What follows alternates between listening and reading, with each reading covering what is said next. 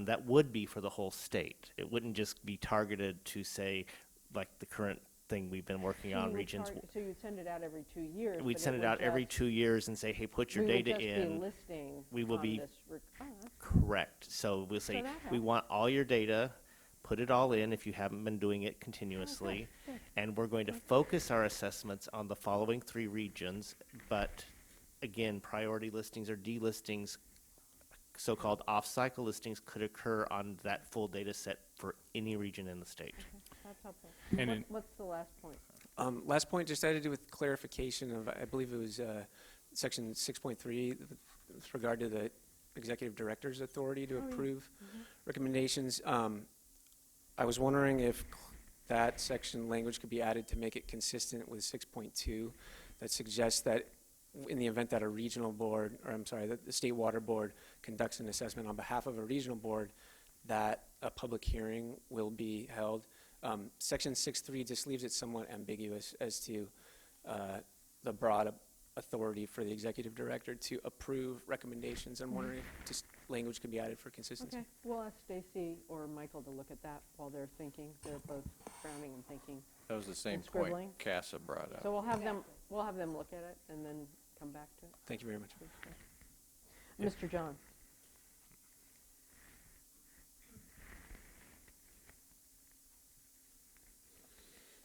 Good afternoon, Madam Chair and board members. My name is Craig Johns. I'm here on behalf of the Partnership for Sound Science and Environmental Policy, also known, since we are all alphabet soup, as PSEP. There you go. I'm going to talk a little bit about a topic that was just getting raised there at the end, not about seed-in or data input and so forth.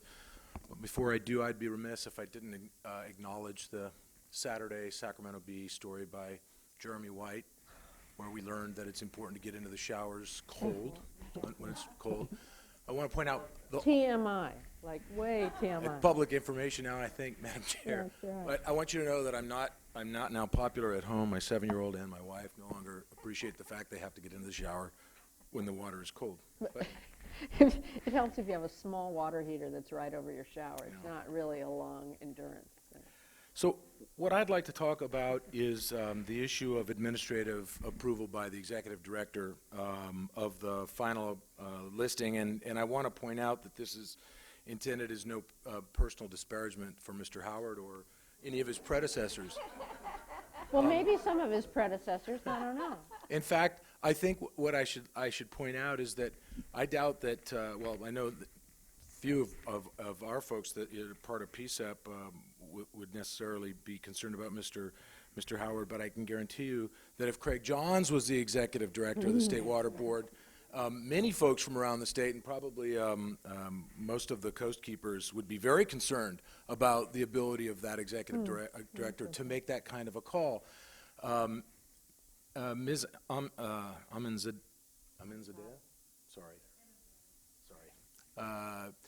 pointed out her concern or interest in seeing this policy work, and I have a similar personal interest in seeing this policy work because I did spend a lot of time leading up to the development or final adoption of this policy way back in the early 2000s as part of this TMDL PAG that was convened by the legislature. And I have to say that it was a process that was painful at times, but it seemed to have worked pretty well. This is the first time that we're seeing changes or proposed changes to this particular policy. The reason that I'm pointing out that small part of history is that the one thing that the environmental NGOs as part of the PAG and the industrial members of the PAG agreed on almost unilaterally and probably nothing else was the need for there to be total transparency and a total open public policy. And the response to comments in response to our letter suggesting that having the executive director simply have the authority to make this approval diminishes that transparency and that public process. The response was not really, because you still have a right to comment as long as you filed your within 30-day notice that you had a concern from the regional board. But it diminishes the transparency because the decision is being made by that future executive director whom maybe we don't necessarily trust, like Craig Johns, to make that decision. And the notion that a single board member, 10, 15, 25 years from now, can tell the executive director that he or she wants him or her to pull off the administrative approval is really just sort of, it's hollow comfort, frankly, because it doesn't do much for people who don't have advocates in this town, who might be able to get to state board members who then might be willing to say, this is an important issue. We have an issue with what the regional board did here, either on this proposed listing or on this proposed delisting, depending on where your perspective comes from. And one of the arguments staff used in the response to comments that this isn't that big of a deal, and I'm somewhat paraphrasing here. Well, then it's more common practice, other than the exception of when this new process where the state board does it in the shoes of the regional board, because there was a process at the regional board. I mean, that would, to make it a state hearing in all of them would change our current existing process, which I'm not saying. No, I'm not saying, and we're not suggesting that you make it a public process on all of them. We actually like the process that's been going on now, where if you've got a problem from a regional board decision, you have 30 days to alert the state water board that you want to come and have an appellate review of that decision. That we think is a good process, one that was carefully crafted, 10 years ago in the policy and amongst the different PAG environmental and industry groups in terms of that suggestion. But the notion that you wouldn't have the opportunity to come up and have that appellate review before the board members, it strikes many of us, and I think, and I'm not going to speak for the Coast Keepers, but I think we're on the same page on this one. It strikes as reducing that transparency, and it reduces the public participation process. The fact that there may be few times in the past where there have been those appellate requests from regional board listings, or even decisions by this board to change those recommendations, that actually enhances the argument that this isn't that big of it should not be a major time constraint, and we are very sensitive to the amount of time that staff needs to prepare these things for public hearings, workshops, whatever they may be. But if there aren't a lot of them that have happened, then I question how much time could actually be saved by simply delegating this authority to the executive director. And that was the rationale that staff gave in its response to comments, is that this could save time. And I don't know what the answer is. Maybe you all have been briefed on the issue of how many requests for appellate review from regional board TMDL listing decisions or delisting decisions have come to your board in the last 10 years, and how many of those, or what percentage of those, did this board change or overturn or whatever? I would guess that the number is very, very small. So I don't think we're talking about a lot. And it's a big issue. It's an issue of transparency and public process, which we feel is very important part of the policy as it exists today. That's all I have to say. How about, there's something that's not, throughout that whole process, though, you haven't mentioned another critical piece, which is the U.S. EPA approval or amendment to the list after the State Water Board acts. In other words, we could go through all kinds of transparency, but the U.S. EPA has authority to basically amend or disapprove what's done here. Absolutely. PSEP came about because in 1998, U.S. EPA listed San Francisco Bay for dioxin over the objections of both the regional board and the State Water Board. So thank you, by the way, Madam Chair. Yep, I did that, yes. Yes, you did. Okay, so But that is not a very public process. I think we can all accept and agree that the fact that we but it's a process, and it's the rules of the land. Oh, absolutely, absolutely. And we're being kind of pragmatic, I think, in some ways, in terms of how much time we spend on this type of decision making. But there's not a chance to go before EPA as this opportunity right here to have this kind of a dialogue, which has gone on almost 2 hours, and we do appreciate that. Thank you. Okay, thanks. I'm sure there's some people who don't appreciate it, but I'm it's been sure helpful to some know. of you don't appreciate it. Let me jump in here and say two things. One is that we tend to confuse public process with transparency. I agree this is less transparent, but it is have a public process built in. But Or comment in is it a big change from And- what we do now? It didn't sound like it. Well, the only difference is that it allows for the executive director to propose to approve, recommend the list to EPA for approval. Remember, it's a recommendation to EPA. But we I actually can't imagine it ever being used. I'm just, to be blunt, my experience with this for the last 15 years is that there's always contention with the 303D list. And given that, I can't imagine it ever being used. So from our point of view, it seemed like a good approach to potentially someday there will be no controversy and we don't have to schedule a Right, board when everybody's meeting. using Seedon, the data is reliable. But it's really not something that anyone is wanting to fall on their sword over. Well, I do think that part of the issue is, it's again that, I want to hear what Tom has to say about this, but I think that part of it is, it's fair. I mean, people are fearing worst-case scenarios. That's what advocates are supposed to do, and we're supposed to hear from it. But I think if you don't have even one board member who wants to hear it, you're not likely to get 5 that's going to have a very useful hearing if you have to have it.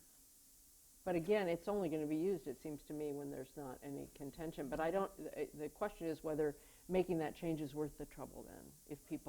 If people are going to perceive it as somehow some future successor to Tom Howard who's not reasonable is going to, and there have been unreasonable executive directors on both sides, I would say that. I'm not going to name them. There have been people I wish hadn't sat in that chair in the past, and so, it's again, nothing personal. So the question is it worth it? Well, as you can probably imagine, I'm completely indifferent to the question of whether or not I get delegated to be able to sign another piece of paper. But, and when I first saw this delegation had been proposed by staff and they brought it to me, my first comment is always, I hate delegations because they always end up having these kind of discussions around them. And so I just assume not have staff suggesting delegations for me. But at the same time, in this particular instance, I said, oh, just go ahead, because it's never going to happen, just like John said. There's always at least our experience is, there's always somebody who has some problem, and so it will end up in front of the board. So it's not worth having a discussion about it, quite honestly. If it causes the least bit of concern to the board members, we should just take it out. My only comment is that I don't know anybody's mentioned it yet, but we have more process in California around this list than anywhere else in the United States. Yeah. There's no other place that has, a regional board adopts it, and then a appellate board adopts it at the state, and then, of course, US EPA. Everywhere else, it's usually some director or something who approves it, and he might have a hearing or maybe not, I don't know. Yeah. But, we're so immersed in process, and putting something on the agenda takes about 3 months after it comes out of the regional board. So when you ask, well, how much time does it cost? Well, it probably costs about 3 months just to, and then, of course, that's not us, and we already have to respond to comments and things like that. So, put it into the context of a couple of months, but highly unlikely to happen. And so if it causes you in the least bit distress, I suggest we just take it out. Madam Chair, just as sort of a potential middle ground on this, we would have no objection to allowing executive director administrative approval if during that 30-day appellate review request process, no one sent a letter in saying, we have a problem with the regional board did here, and we would like to have you, state board members, please review this. So rather than having a state board member have to ask for it, it's somebody asked for it. Sure. I mean, again, I go back, I don't know what the number is. I don't know how many requests you guys have had in 10 years. 0. I mean, so we will have hearings. There'll be somebody who doesn't like everything, really. And but it seems to me, if if you've got a problem, you've got 30 days to send a letter in saying, I don't think we got a fair shake at the regional board, and we'd like for you to review this. State water board members, please take it up, and then.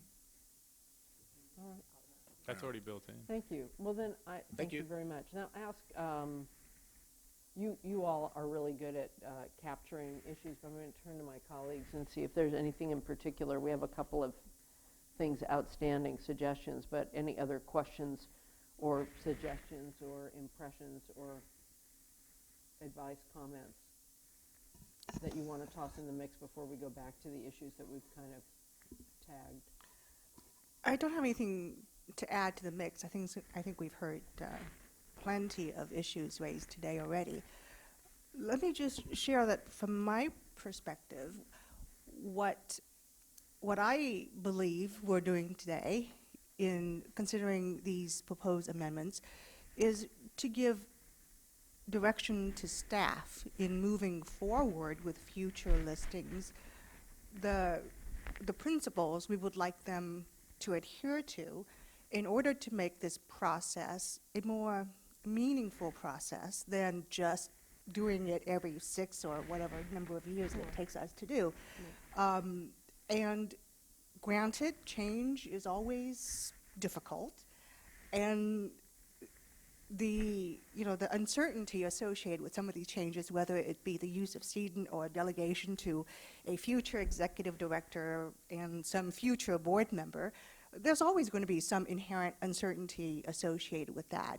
And I don't expect us to try to work out all those details today. I don't think that was the purpose of this item or the purpose of these amendments. Okay. But it's the purpose is to just look for a more efficient, streamlined path forward, recognizing that there will be some questions that need to be addressed and some stakeholder outreach and process that would need to be developed within the next few years or so in order to make this a truly meaningful, improved process. So rather than, I think, focusing on defining all the details and answering all the concerns that may be raised, I think we need to first refocus on the broader principles which brought us here today, and that is to give direction to staff on some guidelines for going forward in doing these listing decisions in a more efficient, effective way. And so with that, I appreciate the comments that were raised. I think it definitely signal a need for the kind of engaging with the stakeholders that staff has committed to.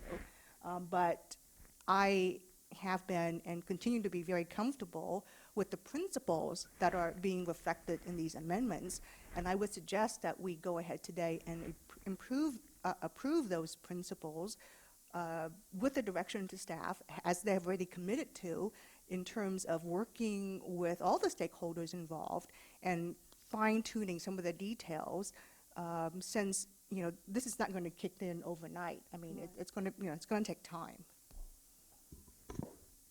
Steve, were you leaning forward to say something, having been through these processes? Yeah, thank you. That well said.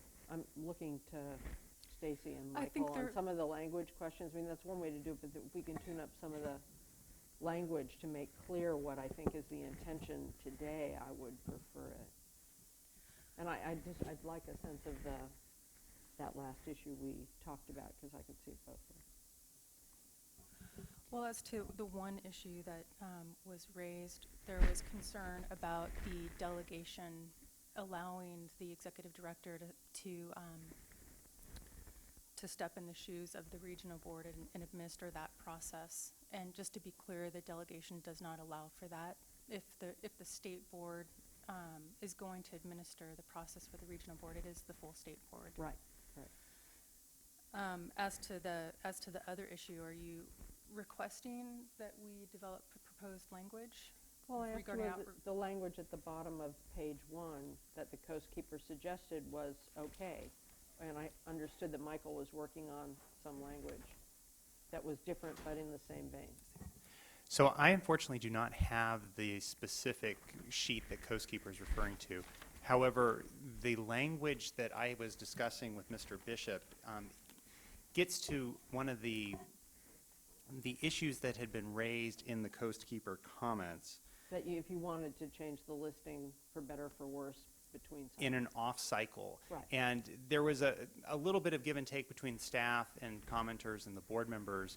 And I think it would benefit from clarity if the board, in considering approving the listing policy, actually made an amendment to section 6.1.2.1, which is on page 18 of the policy.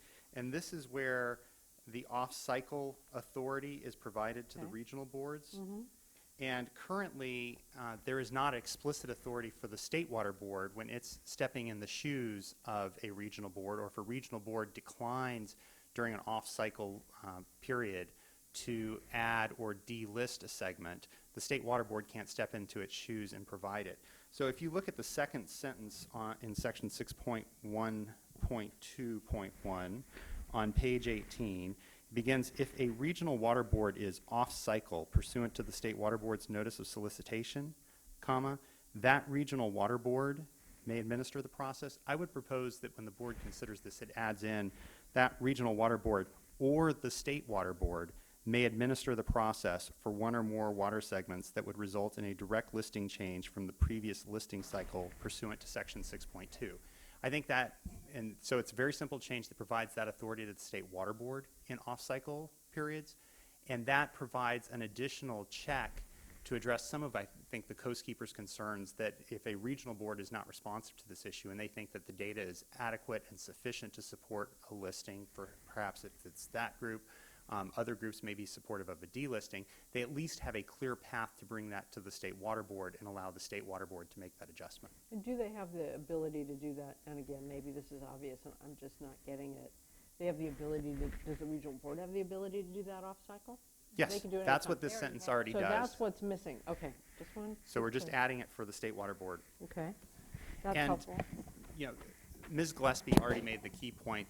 Both CASA and Mr. Pitterly had raised concerns about whether the hearing process would somehow allow the executive director essentially to step into the shoes of a regional board and serve as the hearing officer. And as Ms. Gillespie indicated, you know, that is not the way that the language reads. I think it's very clear if there is a delegation of authority, and that's an open issue for you all to decide under 6.3, the implication is, because of the language differences, that there is no authority under 6.2 for the executive director of the State Water Board to serve as a hearing officer and hear the actual regional board lists. You know, there are, I've been looking at the language, you know, it seems to me, you know, based on what you heard from Mr. Howard, you know, there clearly is the binary choice of going ahead with the authority that's provided now, delegating it to the executive director, or it's fairly easy to strip out that language from section 6.3. There is an ability, it's a little bit awkward to wordsmith, but it can still be done to make some minor tweaks to that paragraph that says the State Water Board or the executive director in 6.3.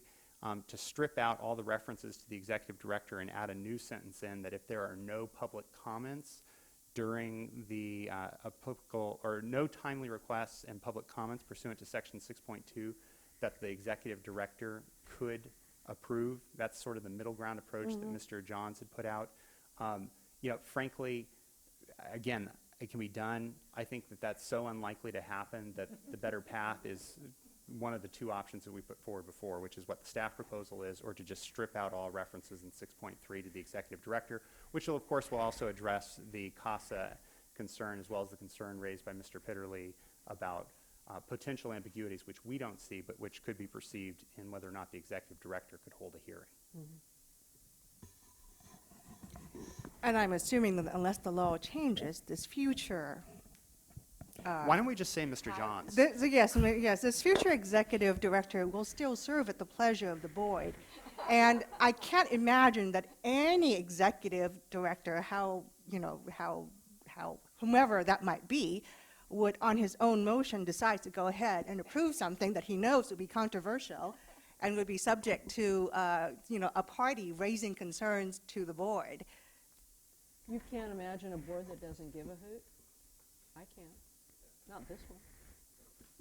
I can imagine an executive director on a board that doesn't give a hoot if they don't have to do it in public. But if that board doesn't give a hoot, then bringing it to the board. Well, I said that before, that's true.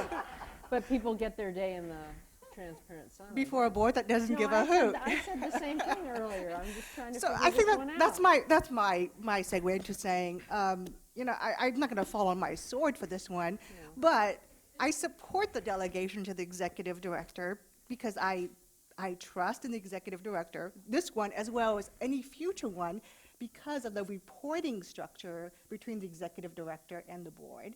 And bottom line, you know how I feel about efficiency. All the changes I mean, being... even this glimmer of hope that there will be an efficiency gain is... Yes. I don't totally disagree with that either. All the changes that are being proposed, in my mind, yes, you can draw all sorts of dire consequences, the world coming to an end, the listing process, being, depriving everyone of due process. I mean, all those dire consequences could always be argued. In my opinion, though, they're not as realistic as the efficiencies to be gained through the proposals being made. So I will reiterate my position that I am in support of all the amendments being proposed, and I certainly am prepared to move those proposals for adoption.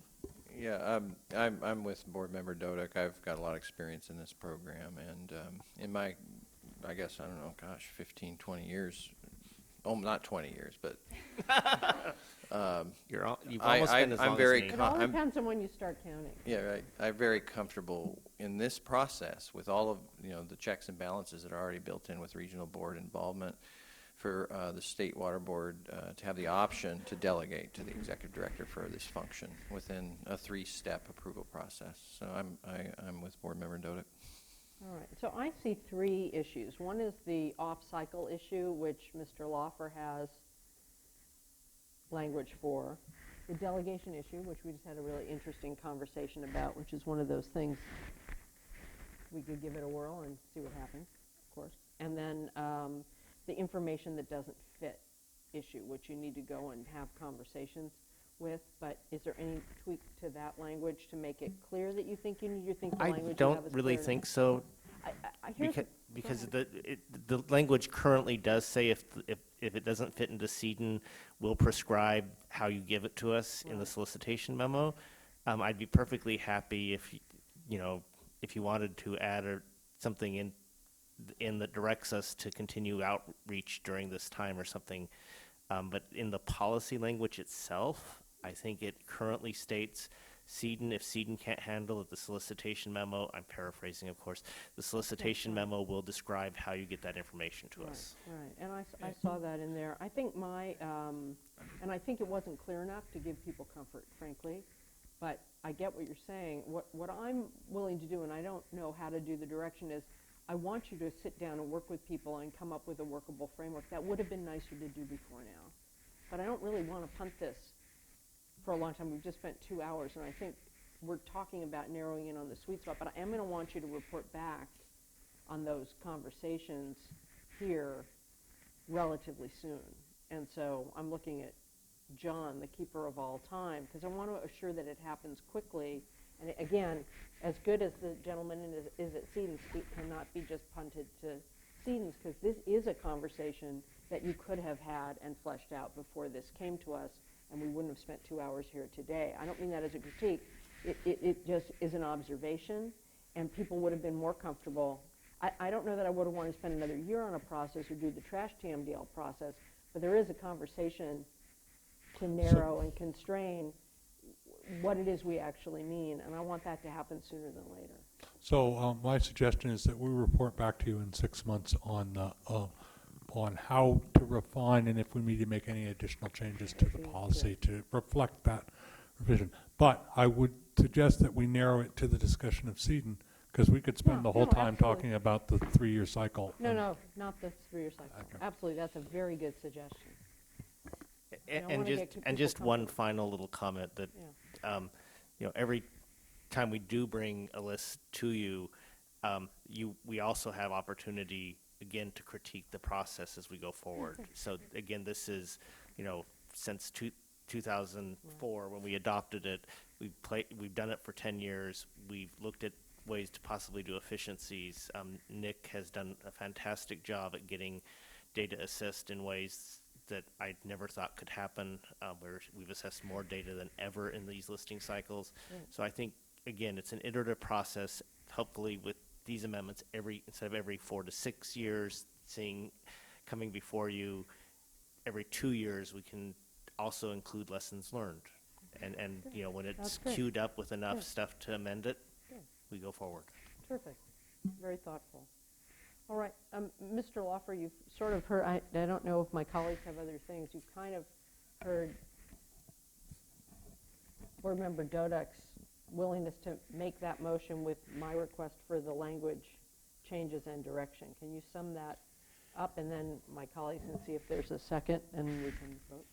So just to provide some clarity, Mr. Bishop has proposed something which I think was the only real open issue amongst, you identified 3 things, 2 of which I think have been captured either, hopefully, as I hear Ms. Doduk's motion, it includes the language change I read into the record, Okay. as well as change sheets 1 and 2. Good, thank you. And that collectively addresses, I think, your first 2 points. With respect to the third, John has made a proposal, Mr. Bishop has made a proposal that the staff will report back to you. I don't, and this is what I need a sense from the board. Are you content with that essentially being part of the motion? Mr. Bishop will report back to you all. Are you looking for something in the resolution? I think it's adequate for John to come back. And assuming that that's the case, that you're happy with Mr. Bishop's commitment, then if Ms. Doduk's willing to accept it as a friendly amendment, the motion would simply acknowledge that staff will be returning within 6 months with recommendations on how to deal with the unacceptable or not compatible with CDN data and a process for how we'll address stakeholder concerns in it. So moved. Do I have a second? Second. Great. All in favor? Aye. Okay, there it carries. Thank you for that long and thoughtful conversation. Great. All right. Board member reports.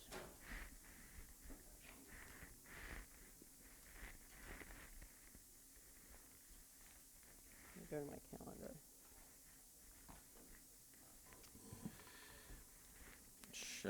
I have mine in front of me if you want me to start. Sure, that's what I'm trying to look at where our last board meeting was. Okay.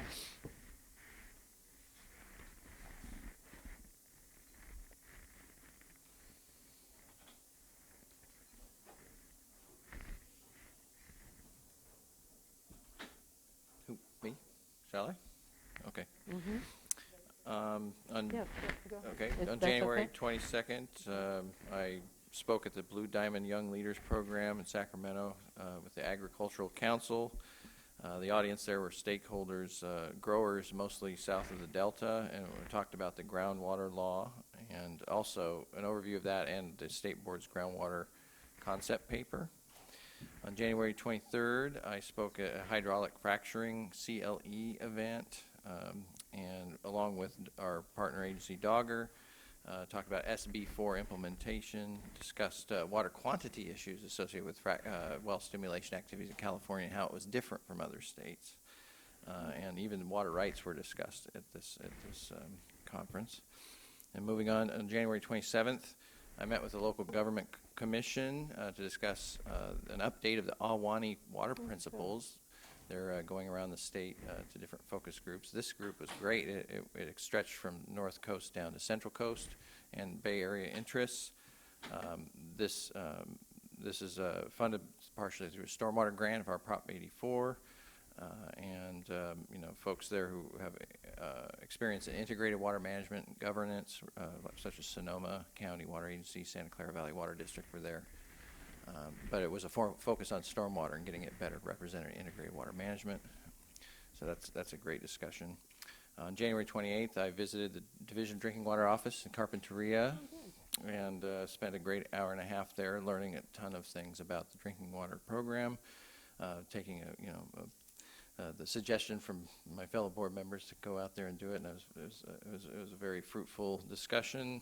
Learned a lot about some innovative drinking water and recycled water projects that you may have heard of. There's one in Oxnard, for instance, where they're looking at just putting recycled water in a well and waiting 2 months and then extracting, which is that's a novel approach of instead of going over a distance, for instance, for groundwater flow.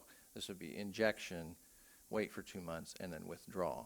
Does it have the same biological impact or whatever it is? Oh, yeah, that's the idea, is that the regulation is around time in the new groundwater replenishment regs. Yeah. So instead of having a flowing over a distance, it would go in and then out at the same point. Isn't part of the value of groundwater replenishment that it goes through dirt? Yes, and this would, it It's travels. just going straight into dirt. It's just, or it's gravel. in and then out the same point instead of in one point, out another point. It hasn't been approved yet, but it's one of those innovative ideas. That would save a lot of money because these are deep wells. It's a big expense to maintain. Oh, and then, of course, I attended the Central Coast Regional Board meeting last week, where there's 2 challenging items. Each took all day. The first was, you've heard, the Santa Barbara NPDES permit with the desalination intakes was discussed and approved with a vote of 5-2. The city of Santa Barbara proposed a package of items intended to meet some of the concepts that are proposed in our proposed desalination amendments to the ocean plan. There's a 3-pronged proposal, including the screen size of the intake mesh that they would put on the existing intake. Second was a mitigation package consistent with our expert panel recommendations. And then third was a commitment to study and report back to the regional board about subsurface intake feasibility. So they're going to revisit that. So the mayor was there, majority of the city council committing to work within the concepts we're discussing. So there was in my opinion, some good faith at the local government level to acknowledge, while they believe they have an existing facility, that they see the goals of our process. So that has been approved, and it's of course more complicated than that. Also, the second day was on the Irrigated Lands Regulatory Program, and that was an extensive discussion on the issue of disclosing groundwater monitoring data to the public, and the role of coalitions versus individual landowners and dischargers under the Irrigated Lands Program. And it's one of those situations where both parties do not appear to be satisfied. The environmental justice representatives and the Central Coast Agricultural Coalition representatives both appear to be dissatisfied with the state of things. But it was a review process, a discretionary review conducted of an executive officer's decision. The board conducted the review over 2 or 3 days of hearings and now has concluded that review.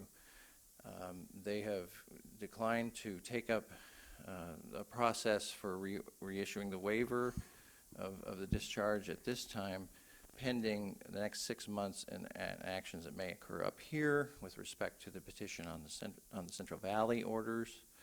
And also there's a lawsuit about our petition order from last year, and of course resolution of the Ag Panel recommendations. And so all these things, the Central Coast Water Board really is looking to some resolution before they kick off renewing the agricultural regulatory program. So it's a detailed amount of information. I'm sorry to give it short shrift, but I know you're very interested in it. We can talk more offline. The North Coast Board, I wasn't able to attend the meeting, but they took up an item I have interest in. It was a basin plan amendment they approved for a restoration policy. So this feeds into some of our discussions on WQCC about wetland restoration and trying to find ways, while still protecting the environment, allowing parties to have some regulatory streamlining, if you want to call it that, in terms of when they want to do restoration. And so the North Coast Board's shown some leadership in terms of charting a course in the basin plan. And this came out of a lot of their work working with the Hoopa tribe, actually, in the Trinity River. And actually, board member Chair Marcus was and I were briefed on some of those issues about permitting restoration and the challenges that the tribes have had working with the water board and other agencies. So I think that was a step forward, and all the regional boards are looking at that example, so I thought it was worth mentioning, even though I wasn't there in attendance. So. And then finally, yesterday was Groundhog Day, and I spent it out on a ranch. It was a fabulous educational exercise, but I was on a ranch in Petaluma, right near the border of Region 1 and Region 2, working with students and teachers restoring a watershed. They're known as STRAW. They're part of Point Blue Conservation Science now. But a very compelling model of private landowners' grazing interests, which of course relates to our Grazing Regulatory Action Program. But this also relates to our drought response outreach for schools, drops, in terms of engaging the student population in these exercises. Working directly with the landowner, who was a retired NRCS gentleman and multi-generational cattle rancher. But just tapping into the power of human transformation, with the children the rancher, the educational structure, and then just work getting done. I mean, 60 native plants put into riparian area that has only grasses showing, a little few willow sprigs. In 5 years, that's going to be a transformed landscape that protects water quality and many beneficial uses. So there is a path forward to sustainability in these places, and it has a lot to do with not just environment and economy, but the social part of working together and teaming up to solve generational challenges. So That's great. covered a lot of ground there. Thanks for giving me the time to report out. And That's wonderful. thanks. I have to follow that. I know. Oh, man. I think building on Steve's last example about solutions being put into practice on the ground, I will just report that I attended on the board's behalf an event in Lamont, California, South Southern County. And it was the kickoff of the Aqua for All campaign, which is being partly funded through our cleanup and abatement account funds being used to provide interim replacement water. And I have to say, you know, kudos to Division of Financial Assistance as well as our drinking water program staff for working together with, you know, these communities and these associations on what I think is probably one of the first of its kind in terms of installing treatment system at points of use like schools and parks and other community facilities, and then installing water bottle filling stations. Now keep in mind that these are interim solutions, so we're not, you know, the community, in this particular aspect, the Arvin Community Services District is still working towards putting in a permanent long-term solution for their groundwater contamination problem. But in the meantime, this is something that is actually being put in. It's actually helping the 19,000 members of this community, and you know, we are a part of that solution. So it was great to be there on behalf of the board, but also great, you know, given everything that we deal with, which is such of on a long-term horizon, to actually seeing something being put that's bringing real benefit and real solutions to the community, short-term as it is, was actually very meaningful for me. I don't usually attend these ceremonies, but being there and seeing community members show up to celebrate having safe drinking water, it was very, very profound. And I accepted on our behalf a certificate of appreciation, and so I'll hand that off to Mr. Laufer. But it was a reminder that everything we do does have long-term implication, but some of the things we do bring immediate results to communities that desperately need it, and that was very good. That's wonderful. And I think there was another one in Coachella Valley the next day that I think some of our staff went to. That's really great. And the California Endowment played a big role in these, so we also had the philanthropic community stepping in, which I think is great. Wonderful.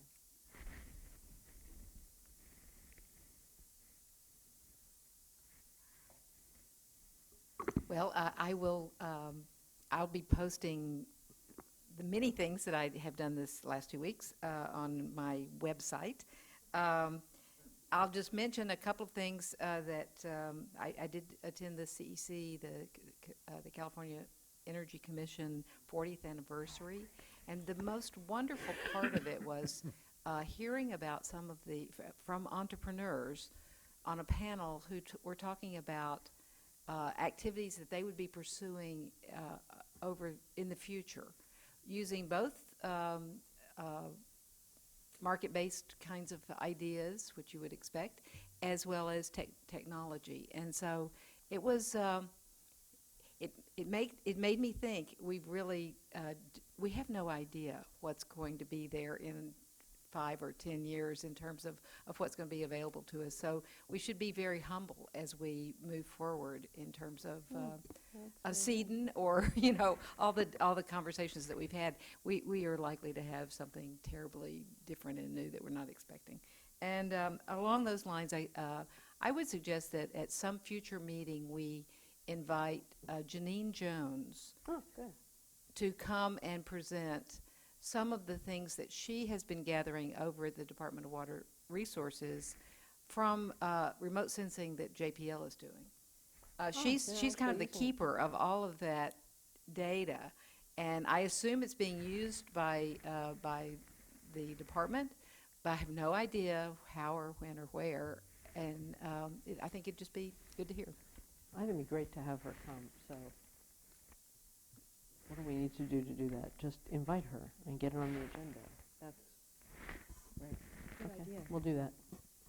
Okay, so week before last, I participated in a discussion in the governor's office to sort of kick off discussions and development for a Healthy Soils initiative. Oh, great. And this is a plan that is going to be an interagency effort led by Karen Ross at CDFA. And the idea is to pull together all that's being done already on healthy soils and what more we can do with the idea perhaps of having a target in terms of improvement of carbon sequestration and healthy soils. And it's important for us to be involved because I think there are things that we can do to improve soil health, and then there are maybe things that could be done that could impact water quality. So it's important to have an integrative approach, and that was just meeting one. The other agencies that are involved, Cal Recycle, Department of Conservation, who else did I miss here? Forestry. So there'll be, and Air Resources Board. I spoke at a number of conferences, the annual Eco Farming Conference in Pacific Grove, so that was really good, and our focus there was on water rights.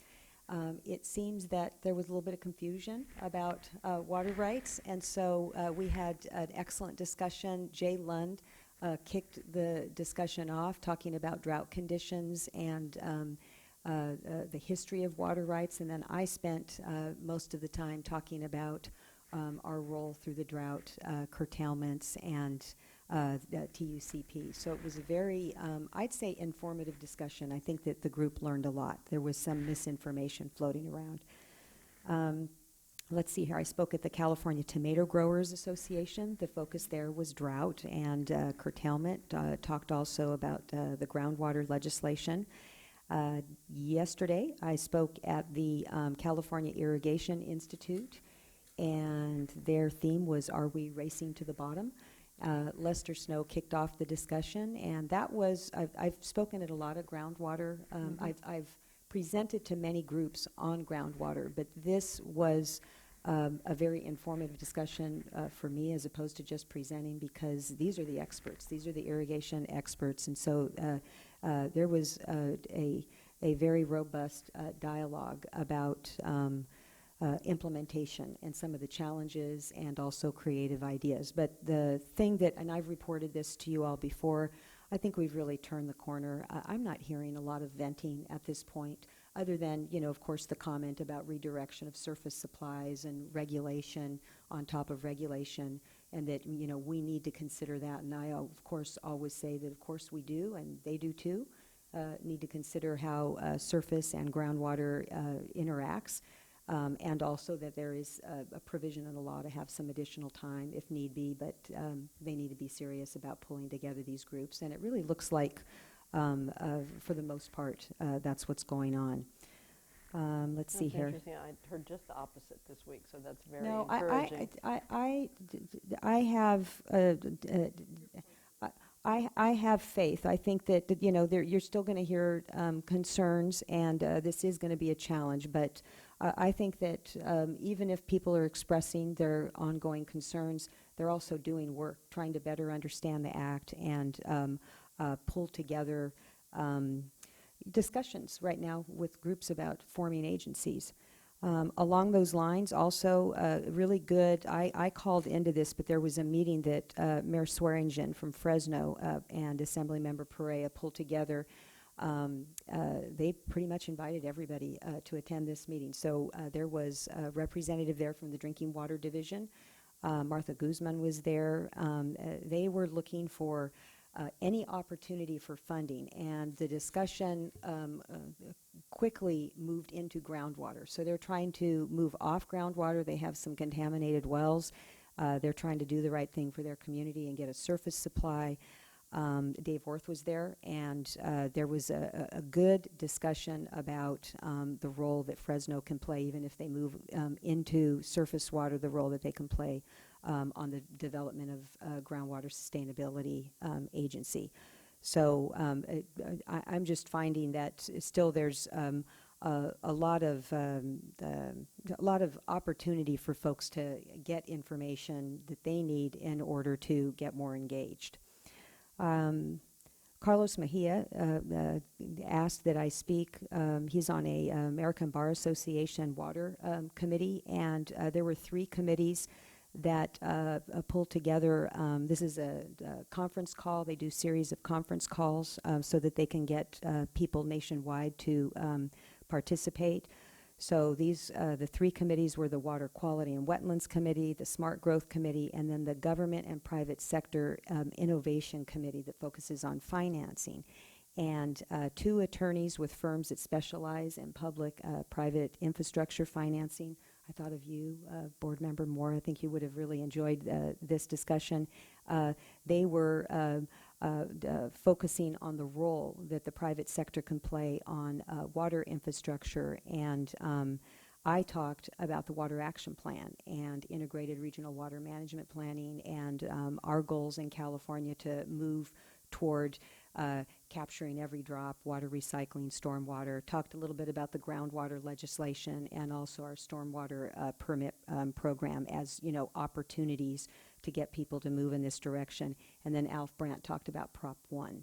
So it was a good discussion, and I was going to thank Carlos earlier today. I think it was a good opportunity for California to engage with others throughout the country that might be able to help us on financing. And I think that's it. Oh, and I visited the San Diego Drinking Water Office. It was great. Sit in Governor Schwarzenegger's chair? No, I didn't. Where's that chair? The chair is in one of the staff. This is the state building, and Governor Schwarzenegger had an office there. And when he left his chair. And they go around and pick things up from each other when someone leaves. And someone picked up the chair, and it has red red upholstery. It's really quite an amazing chair. Manly chair. No, I did not sit in the chair, but I did notice that, well, there's a lot of paper in that office. They look really busy, so maybe there was a lot of paper on the chair. Anyway, I enjoyed the opportunity to talk with the folks that are working on recycled water, the expert panel, and the development of the regulations. So that was a treat that I did not expect. Yeah. Very nice.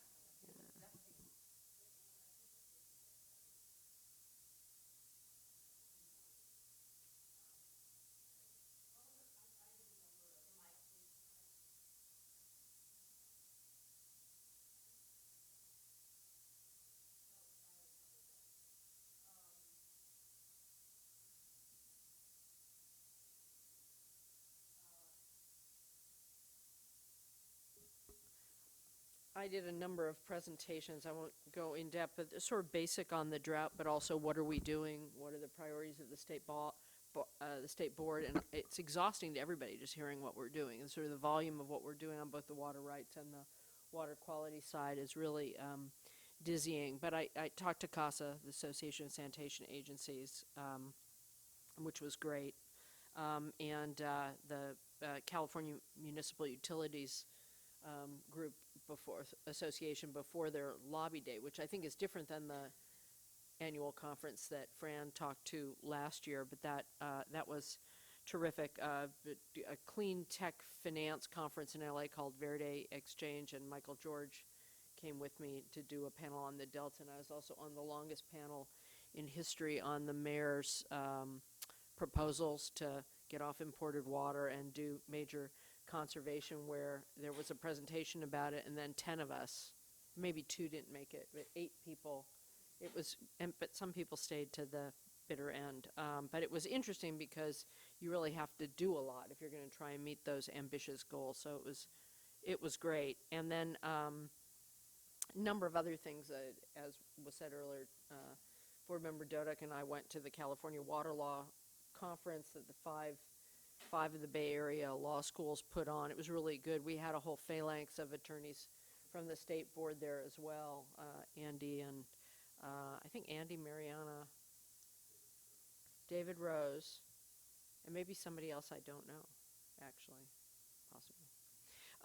But it was actually a very interesting series of conversations and panels that not only talked about reasonable use, but they had probably one of the most detailed conversations about recycling that I've heard at a conference, not superficial at all, but what it takes to actually get things done. And so that was actually a great experience. But most importantly, I was able with Karen Larson, Martha Guzman Aceves, and Marcenio Mataka, and George Alexiev from OEHA. We did a panel on the human right to water and what we're doing within Cal EPA to try and implement the human right to water. And I opened and moderated it, talking about not just the drinking water program, but the ways that we're trying to implement it into all of our work through the irrigated lands program, through just everything we do, trying to figure out how to make it a higher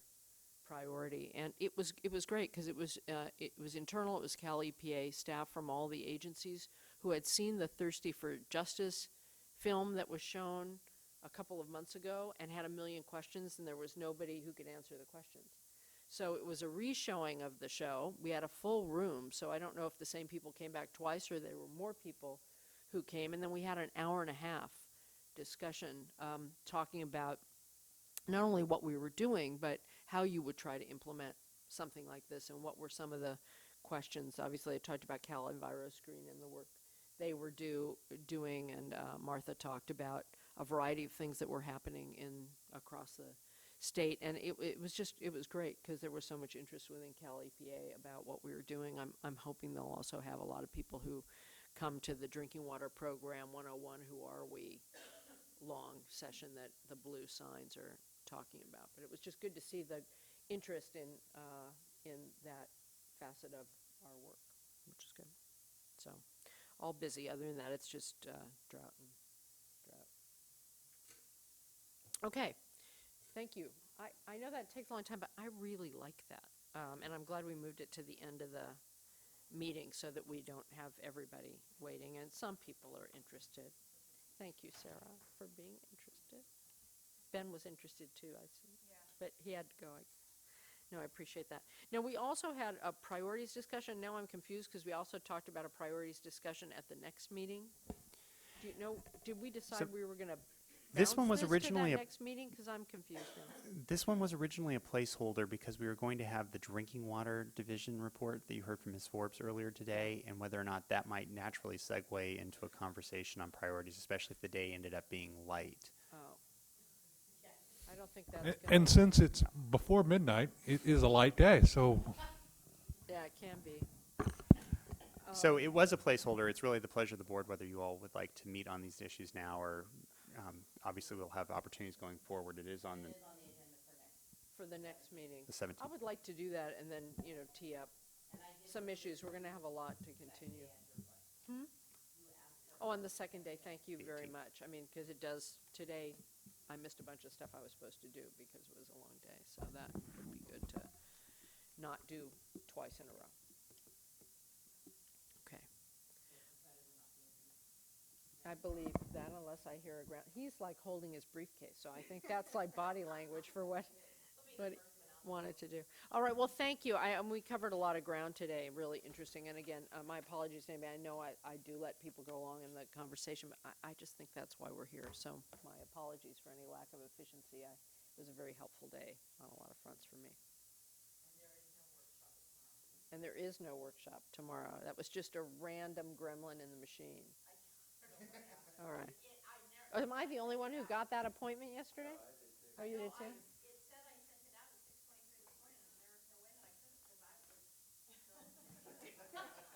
You want to figure that one out. All right. Thank you very much. The meeting is adjourned. You sure you don't want me to do an executive director's report for Tom? Yeah. Just